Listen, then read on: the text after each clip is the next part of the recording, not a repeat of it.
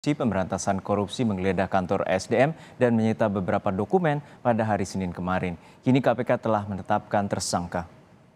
Kabag Pemberitaan KPK Ali Fikri mengatakan KPK telah menetapkan lebih dari satu tersangka terkait dengan kasus ini, namun enggan untuk mengungkap identitasnya. Perkara ini telah naik ke tahap penyidikan setelah KPK memiliki setidaknya 2 alat bukti dan adanya pihak yang dapat dipertanggungjawabkan secara hukum. Hingga kini KPK belum memberikan secara detail setelah penggeledahan di kantor ESDM. KPK menggeledah kantor Kementerian Energi dan Daya Mineral atau SDM di Gambir, Jakarta Pusat pada Senin kemarin. Penggeledahan di lantai 7 tersebut berlangsung selama 3 jam. Usai melakukan penggeledahan, sejumlah petugas KPK membawa sejumlah dokumen. Juru bicara KPK Ali Fikri membenarkan penggeledahan tersebut terkait dugaan tindak pidana korupsi.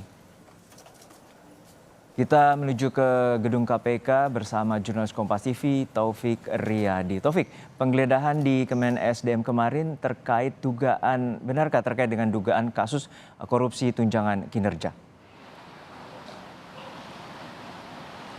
Ya, siang Juno dan juga saudara terkait penggeledahan yang dilakukan oleh KPK pada kemarin itu pada tanggal 27 Maret 2023 memang dilakukan di 2 tempat Kementerian SDM. Yang pertama dilakukan di kantor Kementerian SDM, yang kedua dilakukan di kantor Ditjen Minerba atau Mineral dan Batubara dari Kementerian SDM sendiri.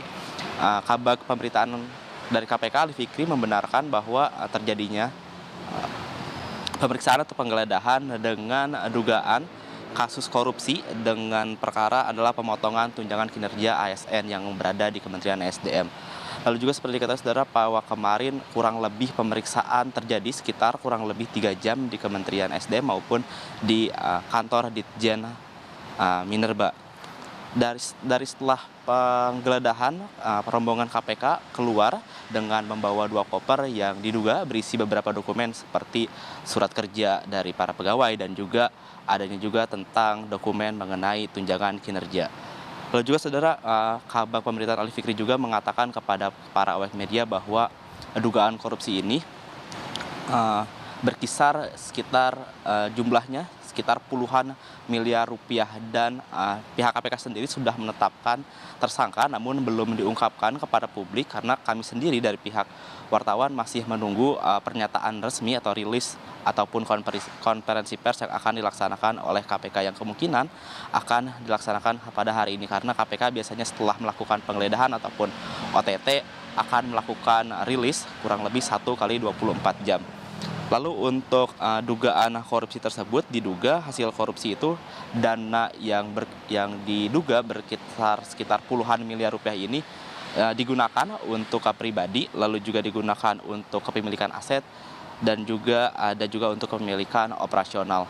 Lalu juga suatu hal yang menarik saudara terkait dari korupsi dari pemotongan tunjangan kinerja SDM tersebut adanya diduga pemenuhan pemeriksaan dari BPK sehingga dari pihak KPK sendiri akan mendalami terkait motif tersebut.